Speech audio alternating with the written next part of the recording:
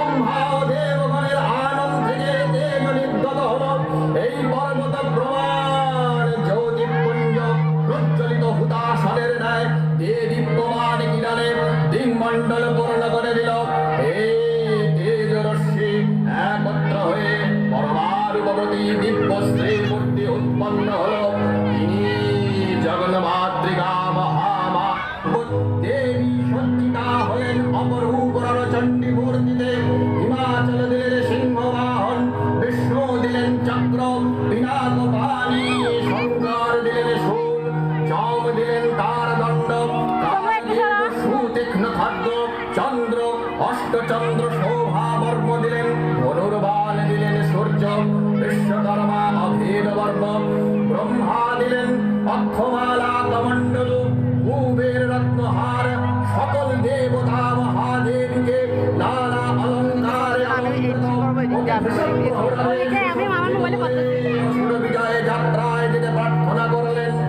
রণদুন্দু বিধ্বনিতে বিশ্ব সংসার নিনাদিত হতে লাগলো। যাত্রার পূর্বে সুরনরলোকবাসী সকলেই দশ প্রহরণ ধারিণী দশভুজা মহাশক্তিকে ধ্যান মন্ত্রে করলেন অভিবন্দনা।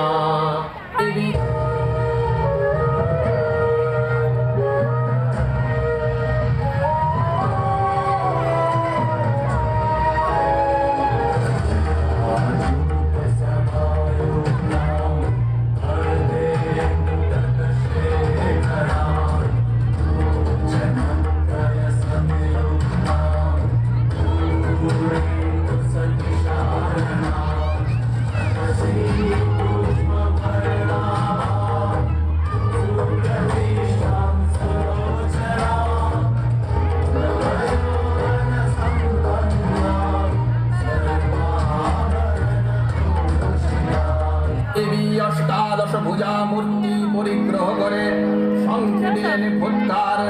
দেবীর আহ্বান শব্দ অনুসরণ করে সসৈন্যে ধাবমান হলো মহাবলশালী মহিষাসুর।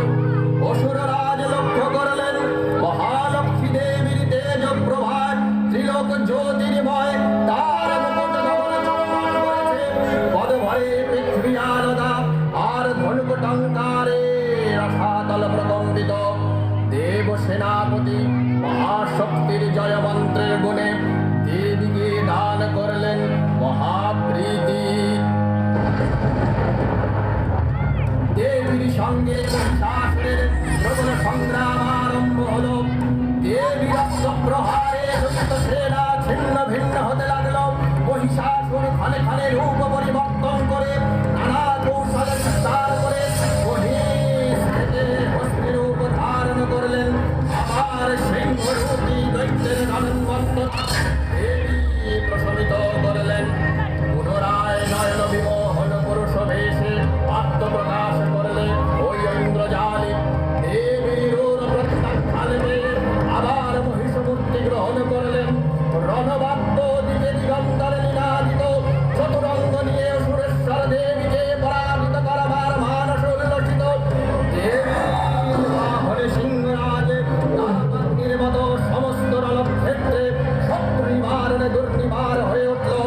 নানা প্রহরার ধারিণী দেবী দুর্গা মধুপান করতে করতে মহিষাসুরকে সদম্বে বললেন, গর্জ গর্জ ক্ষণং মূঢ়া মধুয়া মদ্দিবাম্যহম ময়া ত্বয়ি হঠাত্রৈব গর্জিষ্যন্ত্যা দেবতা।